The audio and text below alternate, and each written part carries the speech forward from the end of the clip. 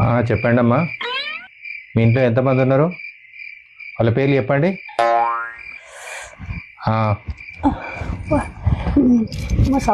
పేర్లు చెప్పండి.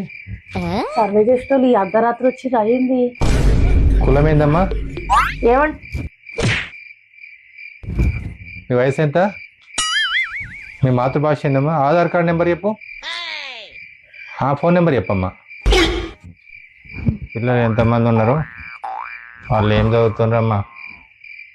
అయ్యో, ఏ క్లాస్ చదువుతున్నారు? పొద్దు నుంచి సాయంత్రం దాకా సర్వే చేసుడేమో గానీ రాత్రి కూడా పడుకున్నాక కూడా ఇదే కలవరింపు. ఏ క్లాస్ దాకా చదువుకున్నారమ్మా? బ్యాంక్ అకౌంట్ ఉందా? ఏమండి లోన్లు ఏమన్నా? ఏం కలవరిస్తున్నావు? ఇది డ్యూటీ కాదు, డ్యూటీ టైం అయిపోయింది. పడకండి.